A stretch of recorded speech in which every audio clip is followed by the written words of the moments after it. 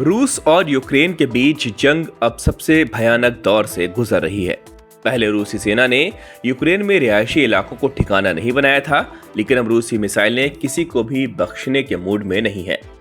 Ukraine की राजधानी Kyiv रात 11 बजे रूसी मिसाइलों से दहल उठी। रात करीब 11 बजे रूसी मिसाइलों ने कीव के बाहरी इलाकों में कोहराम मचा दिया। वहां के पावर स्टेशन और रेलवे जंक्शनों को तबाह कर डाला। ये कहर बरपाया रूस की इस्कंदर बैलिस्टिक मिसाइलों ने, जिन्होंने कीव के ऊर्जा इंफ्रास्ट्रक्चर और रेलवे सिस्टम को बुरी तरह उड़ा डाला। रिपोर्ट्स के मुताबिक इस हमले में 4 नागरिकों की मौत हो गई, जबकि दर्जनों घायल हुए। यूक्रेन ने इसे युद्ध अपराध करार देते हुए अंतर्राष्ट्रीय समुदाय से तत्काल हस्तक्षेप की मांग की है। वहीं रूस ने कहा है कि यह हमला केवल सैन्य ठिकानों को निशाना बनाने के लिए किया गया था, लेकिन यूक्रेन ने इस दावे को खारिज करते हुए कहा कि रूस ने जानबूझकर नागरिक क्षेत्रों और इंफ्रास्ट्रक्चर को निशाना बनाया। यूक्रेन ने इस बात के सबूत भी पेश किए हैं कि मिसाइलें और ड्रोन हमले रिहायशी इलाकों, बिजली संयंत्रों और जरूरी सुविधाओं पर हुए हैं। यूक्रेन पर यह हमला इस्कंदर मिसाइलों से किया गया, जो कि 500 किलोमीटर की रेंज रखती हैं। रूसी इस्कंदर मिसाइलें 700 किलोग्राम तक का विस्फोटक ले जाकर तबाही मचा सकती हैं। इन मिसाइलों ने ही कीव शहर के बिजली ग्रिड को चरमरा दिया। कीव के मेयर विटाली क्लिट्स्को ने सोशल मीडिया पर पोस्ट कर बताया, हमारे ऊर्जा तंत्र का 40% हिस्सा नष्ट हो गया। हजारों घरों में बिजली गुल है और अस्पतालों को जनरेटर पर निर्भर होना पड़ रहा। रेलवे सिस्टम भी पूरी तरह प्रभावित हुआ, जहां मुख्य स्टेशन पर पटरी उखड़ गई और कई ट्रेनें रद्द कर दी गई।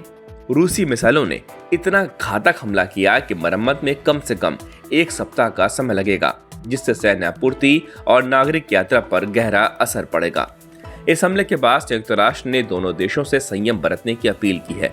संयुक्त राष्ट्र का कहना है कि किसी भी संघर्ष में नागरिकों और नागरिक संपत्तियों को नुकसान पहुंचना अंतर्राष्ट्रीय कानूनों के खिलाफ है। वहीं विशेषज्ञों के अनुसार यह हमला रूस की एक बड़ी रणनीति का हिस्सा है। हर साल सर्दियों के मौसम में रूस कोशिश करता है कि यूक्रेन की ऊर्जा व्यवस्था को कमजोर कर दे, ताकि लोगों को बिजली और हीटिंग जैसी सुविधाओं में दिक्कत हो। इसका असर ये होता है कि आम नागरिकों के लिए सर्दियां बेहद मुश्किल बन जाती हैं। जानकारों का कहना है कि इस बार भी रूस का मकसद यूक्रेन की ठंड को और कठिन बनाना है, जिससे जनता में असंतोष बढ़े और यूक्रेनी सरकार पर दबाव बने। पिछले महीने में भी इसी तरह के हमले हुए थे, जिनमें दर्जनों लोगों की मौत हो गई थी और कई शहरों में बिजली सप्लाई बाधित हो गई थी। कई इलाकों में घंटों तक अंधेरा रहा और जरूरी सेवाएं ठप पड़ गई। ये दिखाता है कि रूस अब केवल सैन्य मोर्चे पर नहीं, बल्कि यूक्रेन की आर्थिक और ऊर्जा स्थिरता पर भी हमला कर रहा है। इस हमले के असर अब अंतर्राष्ट्रीय स्तर पर भी महसूस किए जा रहे हैं। ऊर्जा बाजार में अचानक हलचल बढ़ गई। यूरोपीय देशों को डर है कि अगर युद्ध इसी तरह बढ़ता रहा तो गैस और तेल की सप्लाई एक बार फिर बाधित हो सकती है।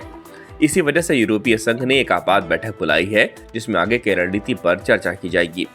यूरोप पहले से ही रूसी तेल और गैस पर अपनी निर्भरता घटाने की कोशिश कर रहा है, लेकिन इस तरह के हमले उसके ऊर्जा संकट को और गहरा सकते हैं।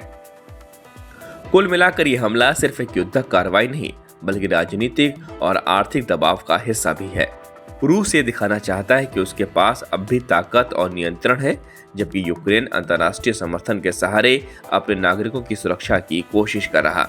आने वाले दिनों में ये देखा जाएगा कि ये घटना युद्ध को और कितना बढ़ाती है और क्या इसके बाद कोई कूटनीतिक रास्ता निकल पाएगा।